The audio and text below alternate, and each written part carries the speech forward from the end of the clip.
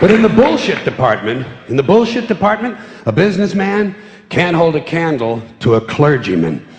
Because I gotta tell you the truth, folks. I gotta tell you the truth. When it comes to bullshit, big time, major league bullshit, you have to stand in awe of the all-time champion of false promises and exaggerated claims, religion. No contest. No contest. Religion easily has the greatest bullshit story ever told. Think about it. Religion has actually convinced people that there's an invisible man living in the sky who watches everything you do every minute of every day. And the invisible man has a special list of 10 things he does not want you to do. And if you do any of these 10 things, he has a special place full of fire and smoke and burning and torture and anguish where he will send you to live and suffer and burn and choke and scream and cry forever and ever till the end of time. But he loves you.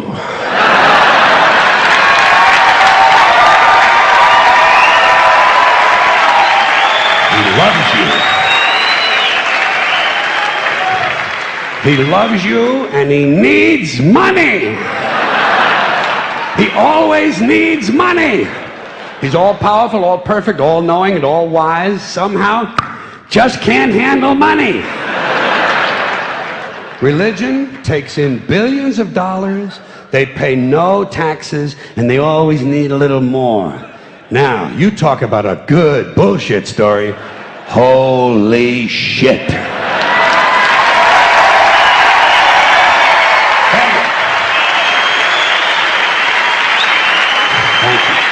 But, thank you very much.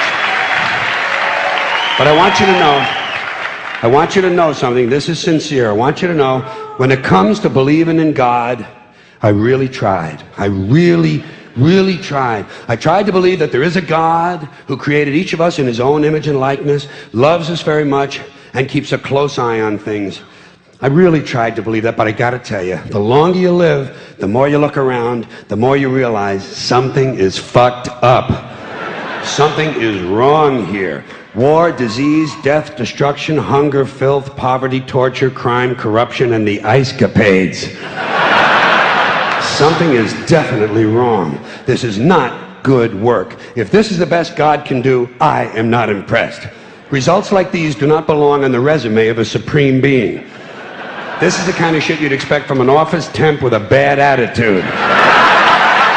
And just between you and me, in any decently run universe, this guy would have been out on his all-powerful ass a long time ago. And by the way, I say this guy because I firmly believe, looking at these results, that if there is a God, it has to be a man. No woman could or would ever fuck things up like this.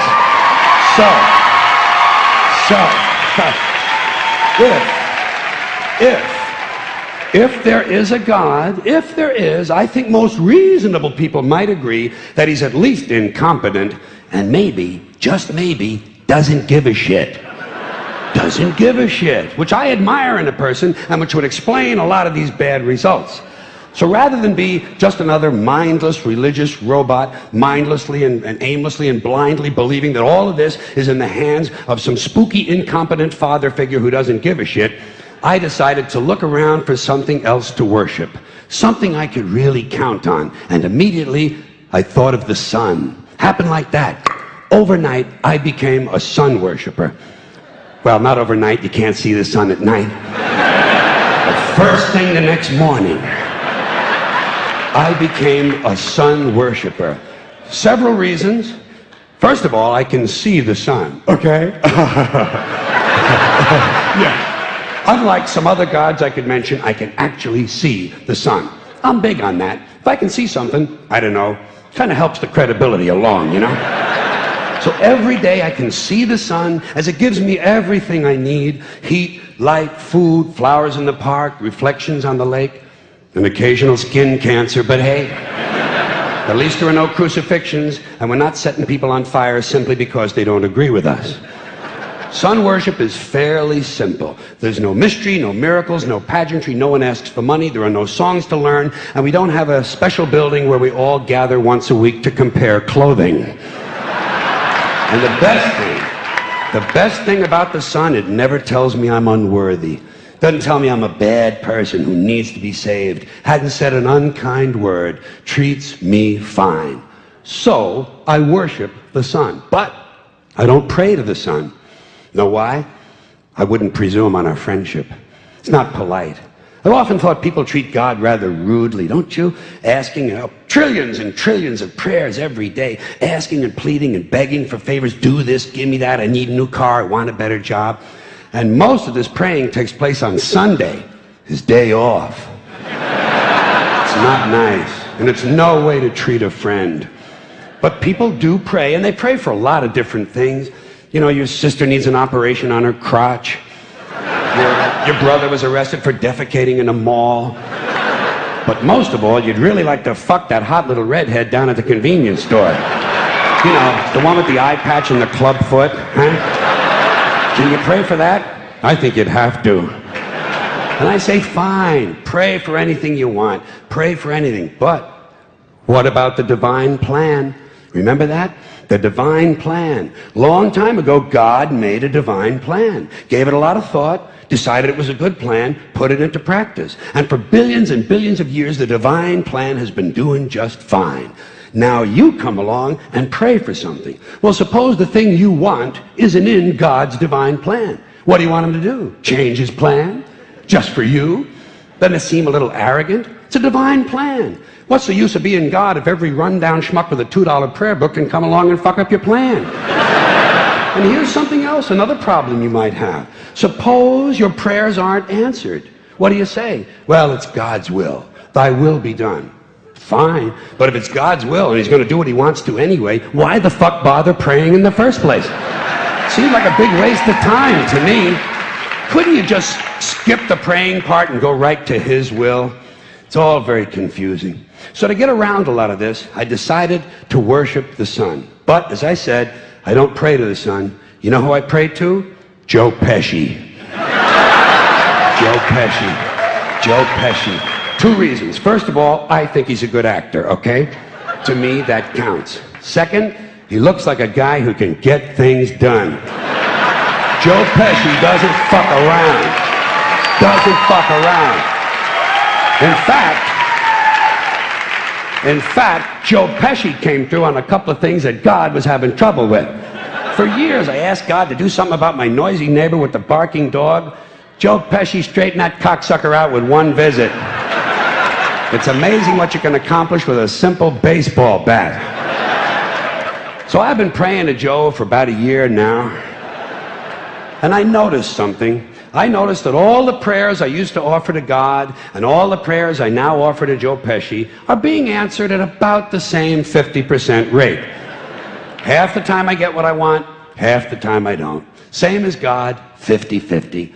Same as the four-leaf clover and the horseshoe, the wishing well and the rabbit's foot. Same as the mojo man. Same as the voodoo lady who tells you your fortune by squeezing the goat's testicles. It's all the same, 50-50. So just pick your superstition, sit back, make a wish, and enjoy yourself.